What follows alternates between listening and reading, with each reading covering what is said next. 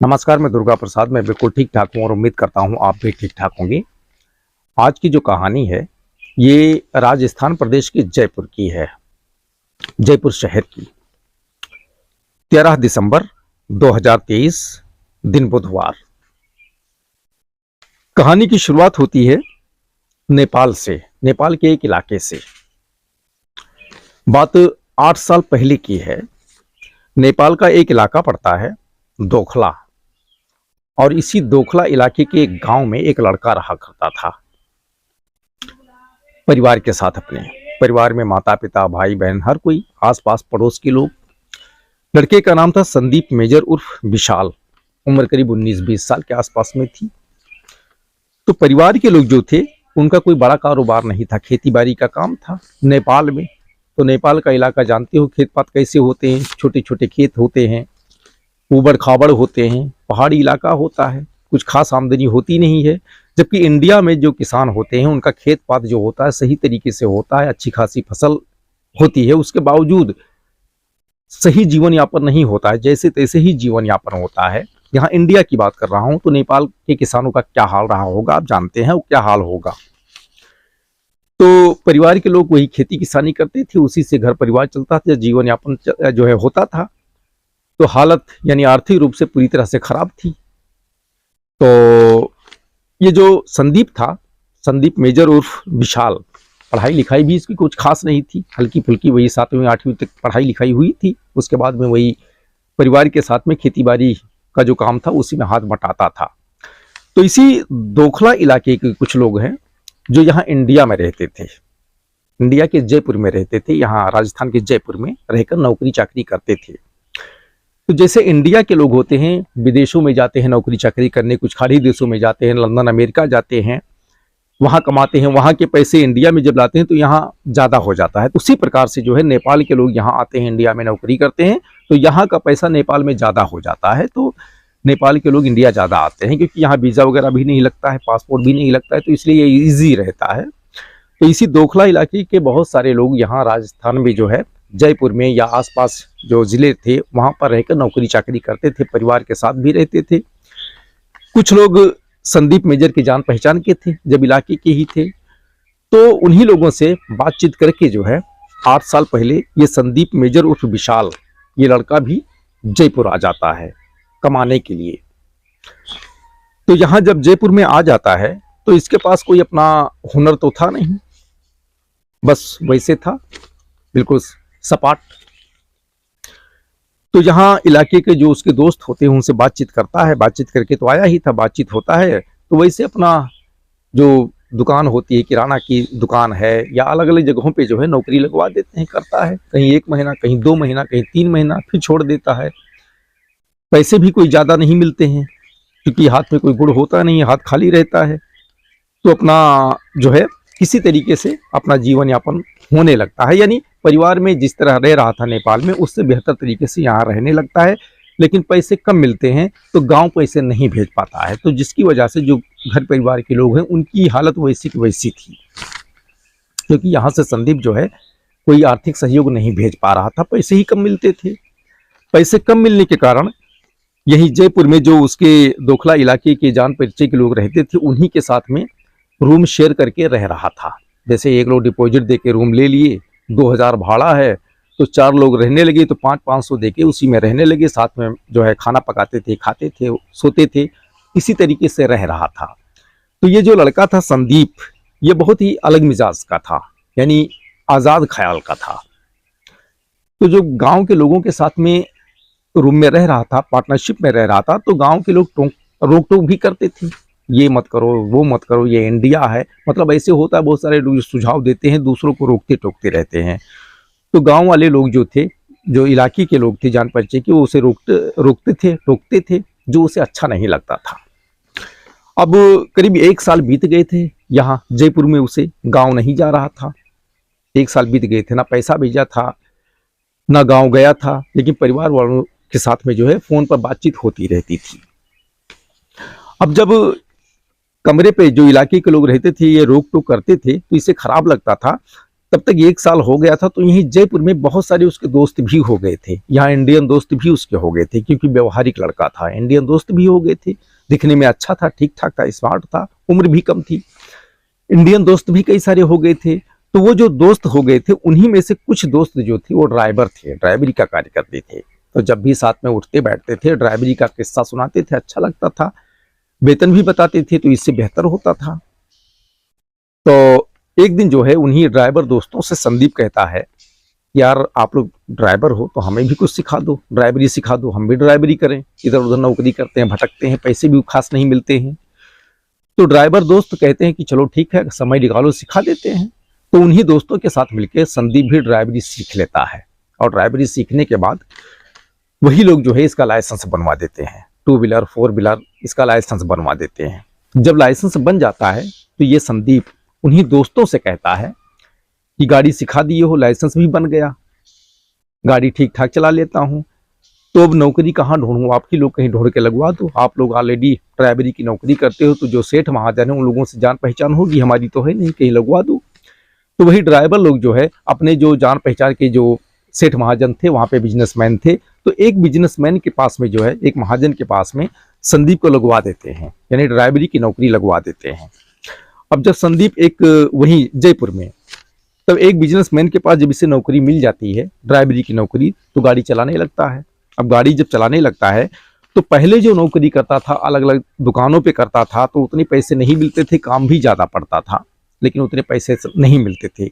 लेकिन जब ड्राइवरी का काम करने लगा, कार चलाने लगा महाजन का, बिजनेसमैन का, सेठ का, तो उससे अच्छी खासी कमाई होने लगी। अब जब अच्छी खासी कमाई होने लगी, बढ़िया जो पैसा मिलने लगा, आमदनी अच्छी होने लगी, तो जो यहाँ अपने इलाके के जो परिचय के लोग थे, उनके साथ जो रूम शेयरिंग में रह रहा था, वो छोड़ दिया। तो यहीं जयपुर का एक इलाका पड़ता है वैशाली नगर। वैशाली नगर इलाके में एक कॉलोनी है, नेमी सागर कॉलोनी। यही नेमी सागर कॉलोनी में एक रूम ले लेता है, सेपरेट अलग अपना रूम ले लेता है, और फिर वहीं रूम में अकेले रहने लगता है। पैसा अच्छा खासा कमाने लगा था, ड्राइवरी के काम से अच्छा खासा पैसा मिलता था। कभी कभी जरूरत पड़ती थी तो सेठ से अपने जो है एडवांस भी ले लेता था, बाद में पटा देता था। इसी तरीके से जो है सब कुछ ठीक ठाक चलने लगा, अपना आज़ादी पूर्वक रहने लगा, घूमना टहलना, खाना पीना, अपना नौकरी करना, पैसे भी बचने लगे। अब जब पैसे बचने लगे तो अपने जो नेपाल में उसके परिवार थे, माता पिता, उनको भी पैसे भेजने लगा। अब जब घर पर पैसे भेजना लगा, परिवार में पैसे भेजना लगा, वहाँ नेपाल में माता पिता भाई बहन इनके पास में, तो उनका भी जीवन स्तर जो है सुधरने लगा, इधर इसका भी सुधर रहा था। आए हुए करीब 3 साल हो गया था, नेपाल से आए हुए 3 साल हो गया संदीप को, घर वापस नहीं जा रहा था आर्थिक तंगी की वजह से, इसीलिए 3 साल हो गया था, गांव नहीं गया था। जबकि गांव के लोग जो माता पिता थे, भाई बहन थे, फोन करते थे, हाल खबर होती थी, घर बुलाते भी थे, लेकिन नहीं जा पा रहा था, आर्थिक कमी की वजह से नहीं जा पा रहा था, पैसे की कमी की वजह से। 3 साल हो गए थे। अब पैसे जब गांव भेजने लगा था तो धीरे धीरे वहां भी माहौल सब ठीक हो गया था, परिवार वालों से ठीक हो गया था, जो है बातचीत होने लगी थी। तो 3 साल के बाद में परिवार वाले फोन करते हैं एक बार, जो है आज के 5 साल पहले की बात है, यानी 8 साल पहले आया था और फिर 3 साल यहाँ हो गया, तो आज के करीब 5 साल पहले की बात है।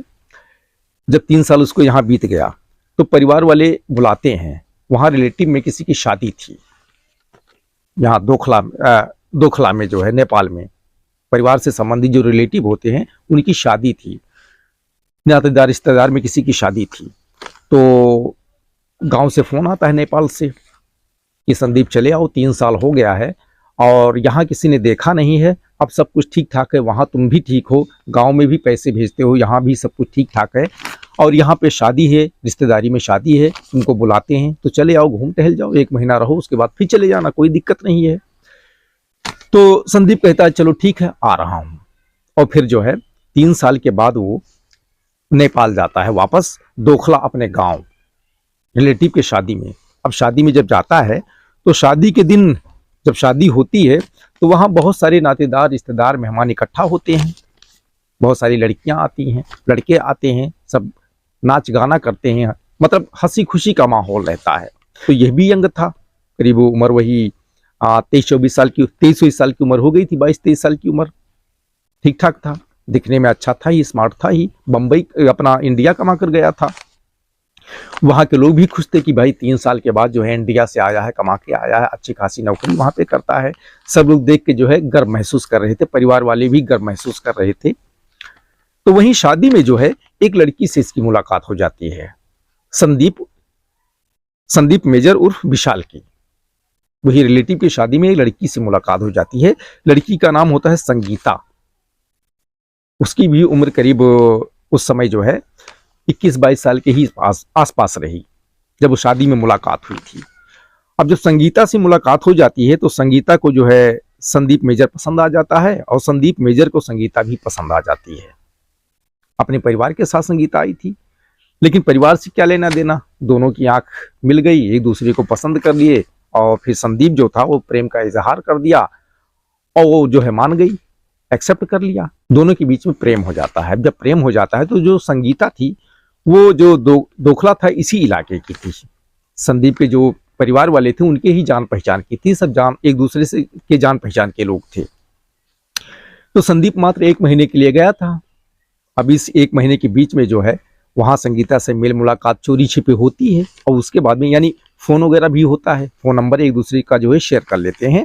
और यही भी बताता है जो है संदीप कि वो इंडिया रहता है, कुछ दिन के बाद फिर वापस चला जाएगा, छुट्टी पर आया है, संगीता से बताता है। संगीता कहती है चलो ठीक है, दोनों के बीच में प्रेम हो ही गया था। अब जब इसकी छुट्टी पूरी हो जाती है यानी संदीप की, तो वापस फिर जयपुर चला आता है। लेकिन जयपुर आने के बाद भी फोन पर संगीता से कंटिन्यू उसकी बातचीत होती रहती है, प्रेम से संबंधित बातचीत होती रहती है। और बातचीत होते होते दोनों जो है शादी का प्लान बना लेते हैं। शादी के लिए एक दूसरे के साथ जीवन भर रहने के लिए जो है एग्री हो जाते हैं, यानी शादी करने के लिए वचन दे देते हैं। और उसके बाद में संगीता अपने परिवार वालों से और संदीप अपने परिवार वालों से वहाँ गांव दोखला में बातचीत करते हैं शादी के लिए। दोनों परिवार एक दूसरे को जानते हैं। तो जब शादी की बात आती है संगीता और जो है और संदीप के, तो दोनों परिवार ऐतराज जताते हैं। संगीता के परिवार जो है संगीता की शादी संदीप से नहीं करना चाहते हैं और संदीप के परिवार जो है संदीप की शादी जो है संगीता से नहीं करना चाहते हैं। यानी दोनों परिवार के लोग इस शादी से ऐतराज जताते हैं। लेकिन फिर भी लड़का लड़की दोनों की तरफ से जो है दबाव बनता है, समाज का भी दबाव बनता है। समाज के जो नातेदार रिश्तेदार होते हैं उनको भी पता चल जाता है कि दोनों लड़के जो है यंग हैं, प्रेम करते हैं, शादी करना चाहते हैं। तो नातेदार रिश्तेदार समाज के लोग सब कहते हैं कि चलो ठीक है, लड़की है लड़के हैं, अब एक दूसरे से प्रेम हो गया तो शादी कर दो। दोनों के माता पिता परिवार वाले मान जाते हैं लोगों के कहने से, दबाव में आके। और फिर जो है 2023 में आ जाता है मई का महीना, यानी 3-4 साल तक ऐसे चलता रहा। फिर मई का महीना 2023 आ जाता है। तो 4 मई 2023 को जो है वहां दोखला में जो है दोनों परिवार के लोग रजामंदी से जो है संगीता और संदीप मेजर की जो है शादी करवा देते हैं। अब संगीता और संदीप मेजर की जब शादी हो जाती है उसके बाद में संदीप मेजर संगीता को लेके काठमांडू चला जाता है, यानी जो नेपाल की राजधानी। तो काठमांडू में जो है रूम किराए का लेता है और वहीं पर संगीता को लेकर रहने लगता है। अब वहां जब रहने लगता है तो कुछ ही दिन बीतता है, यानी संदीप जो था वो अपनी शादी जब करने गया था मई महीने, तो भी 1 महीने की छुट्टी लेकर गया था। यहाँ जयपुर से 1 महीने की छुट्टी लेकर गया था। तो शादी के बाद में संगीता को लेके काठमांडू चला जाता है, वहां रूम लेके रहने लगता है। अब रूम लेके जब रहने लगता है तो संदीप के शादी में दहेज वगैरह मिला नहीं था, जबकि दहेज प्रथा वहां भी ठीक ठाक तरीके से चलती है, नेपाल में भी। तो जो संदीप के परिवार वाले होते हैं वो संदीप पे दबाव बनाते हैं कि शादी कर लिए हो और पत्नी को ले जाके काठमांडू में किराए की रूम लेके रहने लगे हो, लेकिन उसकी तरफ से कोई दहेज वगैरह नहीं मिला है, कोई पैसा कौड़ी नहीं मिला है। तो कुछ चाहिए या नहीं चाहिए? संदीप को लगता है कि हाँ चाहिए, क्यों नहीं। अब परिवार वालों का संदीप पर दबाव भी बढ़ जाता है कि जो है संगीता से बोलो, अपने परिवार वालों से, पीहर वालों से जो है कुछ दहेज लेके आए, पैसा कौड़ी लेके आए। जब परिवार वालों का दबाव बढ़ता है तो जो संदीप होता है वो अपनी पत्नी संगीता पे दबाव बनाने लगता है और फिर संगीता सीधा मना कर देती है कि मेरे पीहर वाले यानी मेरे मायके वाले इतने अमीर नहीं है कि वो पैसा दे सकें। संगीता सीधा मना कर देती है। अब संगीता जब मना कर देती है तो फिर संदीप उसके साथ में जो है मारपीट करना शुरू कर देता है, रोजाना मारपीट शुरू। और बार बार जो है पीहर से पैसा लाने के लिए कहती, दहेज यानी दहेज के रूप में। संगीता मना करती, लेकिन अब करे तो क्या करे, शादी हो चुकी थी। तब तक 1 महीने का समय पूरा हो जाता है। यानी जो संदीप था 1 महीने की छुट्टी पे गया था, 1 महीने का समय पूरा हो जाता है, छुट्टी उसकी पूरी हो जाती है, वापस वो जयपुर चला आता है। संगीता को वहीं काठमांडू किराए के रूम में छोड़कर जयपुर चला आता है। अब यहाँ जयपुर जब चला आता है तो कंटिन्यू पत्नी संगीता से बातचीत होती रहती है, घर वालों से भी बातचीत होती रहती है। घर वाले लगातार उस पर दबाव बनाते हैं संदीप पर, पैसे मांगने के लिए, दहेज मांगने के लिए। अब इधर संदीप अपनी पत्नी संगीता पे दबाव बनाता है, फोन पर गाली गलौज करता है, लेकिन अब दूर हो गया था तो मारपीट नहीं कर पाता था, लेकिन गाली गलौज करता था। तो ऐसे करीब करीब 5-6-7 महीना बीत जाता है और उसके बाद में आ जाता है दिवाली। जो अभी दिवाली गई है, दिवाली आ जाती है। 5-6 महीना शादी को बीत जाता है, मई महीने में शादी हुई थी, दिवाली आ जाती है। फोन पे संगीता के साथ बातचीत होती है, गाली गलौज होती है, वही दहेज को लेके। तो संगीता बार बार मना करती है क्योंकि उसके परिवार वाले जो थे, मायके वाले थे, इतने अमीर थे नहीं। तो दिवाली आ जाती है और उसके बाद में जो संदीप होता है वो अपनी पत्नी संगीता को इंडिया बुलाता है, इंडिया आ जाओ, लेकिन संगीता मना कर देती है, इंडिया आने से मना कर देती है। तो संदीप जो है संगीता पे दबाव बनाने लगता है कि काठमांडू में इतना दिन से रह रही हो, अकेले रह रही हो, और वहाँ जो रूम है किराए पे है, फालतू का किराया देना पड़ रहा है, जबकि यहाँ पे किराए पे हम रूम लेके रखे हुए हैं। तो मेरी पत्नी हो, आओ यहीं रहो आके, काठमांडू में जो किराए पे कमरा है वो पैसा बच जाएगा, ऐसा जो बोलता है, दबाव बनाने लगता है। तो संगीता जो है दिवाली से 4-5 दिन पहले इंडिया चली जाती है, यहाँ राजस्थान के जयपुर में, जहाँ पर संदीप था। तो जब वो जयपुर आ जाती है जहाँ संदीप रहता, तो संदीप जो है उसे यहाँ नेमी सागर कॉलोनी जो वैशाली नगर में लेके रखा था, अपना रूम लेके रखा था, रह रहा था, वहाँ नहीं रखता है, बल्कि वहीं जयपुर में एक इलाका है बापू नगर, बापू नगर में जो है वो केयर टेकर की नौकरी पे लगवा देता है अपनी पत्नी संगीता को। अब संगीता जो है वहीं बापू नगर में रहने लगती है, अपने साथ नहीं रखता है और समय समय पे मिलते जुलते रहते हैं। अब ये वहाँ नौकरी कर रही होती है संगीता, उसकी पत्नी, और ये अपना कॉलोनी में रहता है, ड्राइवरी का काम करता रहता है। समय समय पे बातचीत होती रहती है, फोन पर मिलते जुलते भी रहते हैं। और यहीं पर जो है नेमी सागर कॉलोनी में एक जगह पर जो ये संगीता थी, संगीता की बड़ी बहन गीता, ये भी अपने परिवार के साथ रहती थी, ये भी शादीशुदा थी। उसे भी पता चल गया था कि उसकी बहन संगीता भी यहाँ आ चुकी है, उसका पति भी यहीं रहता है नेमी सागर कॉलोनी में। अब गीता को यह भी पता चल जाता है, संगीता की बड़ी बहन को, कि संगीता जो है, संगीता और उसके पति के बीच में दहेज को लेके जो है मारपीट और झगड़ा लड़ाई होती रहती है, उसे पता था। और यह भी पता था कि संदीप जो है संगीता को जयपुर बुला लिया है और जो है संगीता को केयर टेकर की नौकरी पे लगा दिया है यहाँ बापू नगर में, यह भी उसे पता था। तो दोनों के बीच में मेल मुलाकात भी रहती है, लेकिन दोनों पति पत्नी अलग रहते हैं। संदीप जो है अपने कमरे पे रहता है और उसकी पत्नी संगीता जो है नौकरी पे अपने रहती हैं, वहीं रहती हैं, वहीं खाती पीती हैं, सब कुछ है, समय समय पे पति पत्नी मिलते रहते हैं। अब इसी तरह चलता रहता है। आ जाता है दिसंबर महीना, दिसंबर 2023, 10 दिसंबर की बात है। 2023 10 दिसंबर को जो है पत्नी संगीता की जो है तबीयत बिगड़ जाती है। अब जब तबीयत बिगड़ जाती है तो पति को फोन करती है संदीप को, वो बताती है। तो संदीप जाता है बापू नगर, संगीता को साथ में लेकर जो है डॉक्टर के पास जाता है, डॉक्टर को दिखाता है, वहां दवा दिलवाता है। दवा दिलवाने के बाद में 2-3 दिन की छुट्टी वहां ले लेते हैं, यानी संगीता को 2-3 दिन की छुट्टी दिलवा देता है जहां पर वो नौकरी करती थी केयर टेकर का। और उसके बाद में डॉक्टर के पास ले जाता है, डॉक्टर के पास दवा दिलवा के संगीता को अपने कमरे पे ले आता है, यहाँ नेमी सागर कॉलोनी में वैशाली नगर में लेके चला आता है। यहाँ फिर कमरे पे अपने साथ में रखता है और उसके बाद में यहाँ कमरे पे भी जो है उसी दहेज को लेके झगड़ा लड़ाई शुरू हो जाती है। अब झगड़ा लड़ाई शुरू हो जाती है तो मारपीट भी होती है। इसी तरीके से 10 तारीख से 11 तारीख बीत जाती है, 11 से 12 तारीख बीत जाती है, 13 तारीख आ जाता है, यानी 13 दिसंबर दिन बुधवार आ जाता है। बुधवार को रात के समय वही 7-8 बजे संगीता जो है तबीयत उसकी बिगड़ी हुई थी, दवा चल रही थी और ये संदीप था अपने ड्यूटी पे जाता था, दिन भर संगीता जो है घर पर रहती थी। तो 13 दिसंबर की बात है, बुधवार को, उस दिन भी ऐसा ही था। जो पति था संदीप वो अपने ड्यूटी पे गया था, यानी जो बिजनेसमैन के पास में ड्यूटी करता था वहां चला गया था। तो दिन भर नौकरी करके जो है शाम को लौटा, शाम को लौटा तो यही कुछ शराब वगैरह पीता ही था, तो शराब लेके आया। तो वहीं कमरे पे जो है शराब पीता है, और शराब पीने के बाद जब वो नशे में आ जाता है तो नशे में जो है पत्नी संगीता से फिर से झगड़ा शुरू कर देता है, वही दहेज को लेके।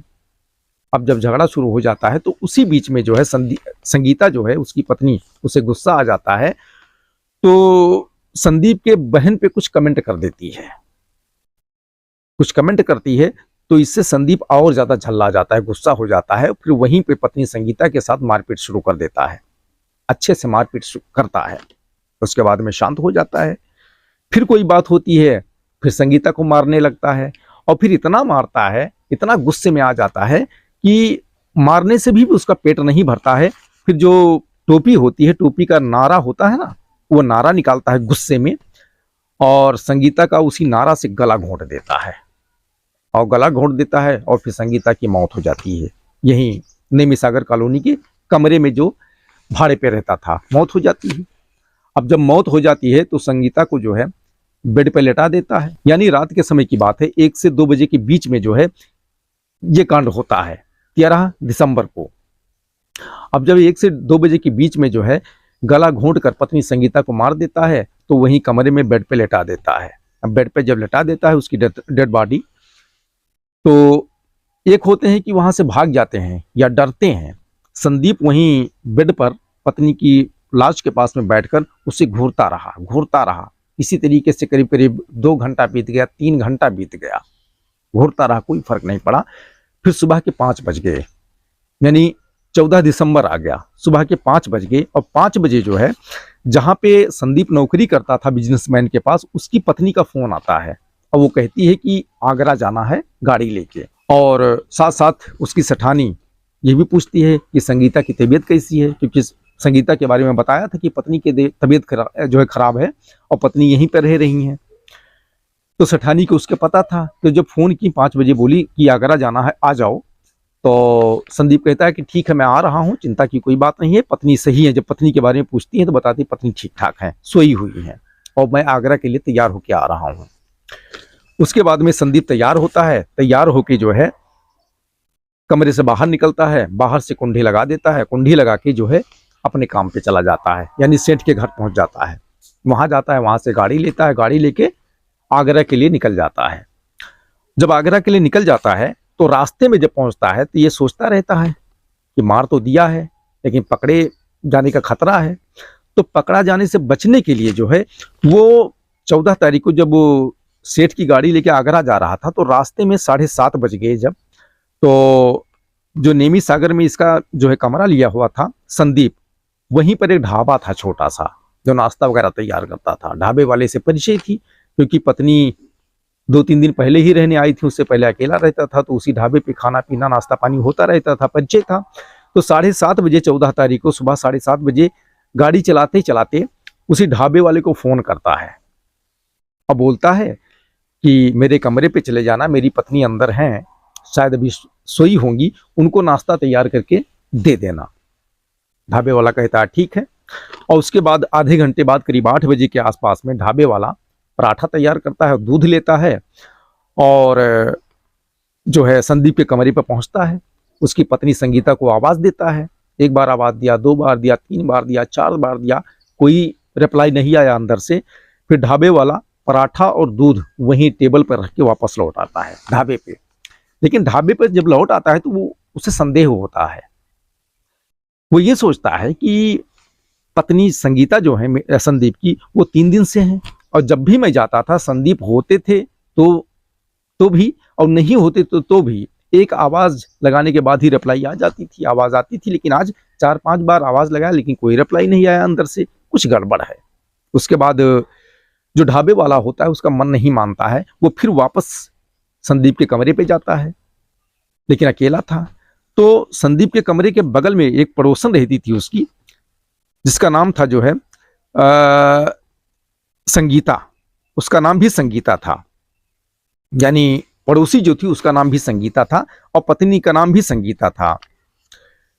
तो संगीता यानी जो पड़ोसन थी, ढाबा वाला उनको बुलाता है। अब संगीता आती हैं, बताता है कि अंदर से कोई रिप्लाई नहीं आ रही है, संदीप बाहर है, उसका फोन आया था नाश्ता देने के लिए, मुझे कुछ संदेह हो रहा है अंदर संगीता के बारे में, यानी संदीप की पत्नी के बारे में बताता है। और फिर पड़ोसन जो संगीता होती है उस ढाबे वाले के साथ में दरवाजा खोल के, क्योंकि कुंडी लगी थी, ताला नहीं लगा हुआ था, अंदर जाती है तो देखती है कि कमरे के अंदर बेड के ऊपर संगीता की डेड बॉडी पड़ी हुई है। अब डेड बॉडी जब देखती है तो पड़ोसन जो संगीता थी उसे, जो संगीता की बहन होती हैं यानी संदीप की बड़ी साली, वहीं पे रहती हैं, यही नेवी सागर कॉलोनी में परिवार के साथ में, उनको जानती थी। तो संगीता जो पड़ोसन होती है वो तुरंत संदीप की बड़ी साली गीता को फोन करती है। अब गीता को बताती है कि जो है संगीता की जो है मौत हो चुकी है। अब बड़ी बहन गीता जो है तुरंत अपने परिजनों के साथ में जो है यहाँ कमरे पे पहुंचती है। यहाँ देखती है बहन जो है बेड के ऊपर मरी पड़ी हुई है, दम निकल चुका है उसका। अब जो गीता होती है वो तुरंत जो है संगीता के पति यानी संदीप मेजर, यानी संगीता के पति जो ड्राइवरी का काम करता है, उसको फोन करती है, पूछती है कहाँ हो। तो वो बताता है कि मैं सेठ के साथ में यहाँ आगरा आया हुआ हूँ। तो गीता बताती है कि ये तुम्हारी पत्नी जो है ये जो है मर चुकी हैं, यहाँ बेड पे पड़ी हुई हैं। अब कहता है अच्छा ऐसी बात है क्या, यानी इस तरह बात करता है कि जैसे उसको इसकी जानकारी नहीं है। कहता है ठीक है तुम लोग रुको, इंतजार करो, मैं 3 घंटे में वहां पहुंच रहा हूं, इस समय मैं आगरा में हूं, ऐसा बोलता है फोन पर। उसके बाद फोन कट कर देता है। और उसके बाद में जो है ये जो गीता होती है और जो इनके साथ परिजन होते हैं, ये लोग जो है तत्काल ये जो वैशाली नगर थाना होता है वहां कॉल करते हैं, पुलिस को कंप्लेंट करते हैं। कुछ ही देर में वैशाली नगर थाने की जो है पुलिस वहां पहुंचती है और पुलिस के साथ में जो है जो फॉरेंसिक टीम होती है वो भी पहुंचती है। पुलिस संगीता के डेड बॉडी को जो है अपने कब्जे में लेती है। कब्जे में लेके जो है वहीं पर एक हॉस्पिटल है जिसका नाम है कांवटिया हॉस्पिटल, यही जो है मोर्चरी में भिजवा देती है पोस्टमार्टम के लिए। उसके बाद जो फॉरेंसिक टीम आती है वो वहां से साक्ष्य इकट्ठा करती है और उसके बाद में संदीप भी आ जाता है, यानी पत्नी की डेड बॉडी मोर्चरी में रखवा देते हैं। यानी ये सारा काम हो जाता है तो 3-4 घंटे बाद संदीप भी जयपुर पहुंच जाता है। अब जो परिजन होते हैं, गीता और उसके परिजन होते हैं, उनसे यही बताता है कि सुबह 5 बजे मैं घर से निकला हूं तो चाय बिस्कुट खा के निकला हूं और तब तक संगीता ठीक ठाक थी।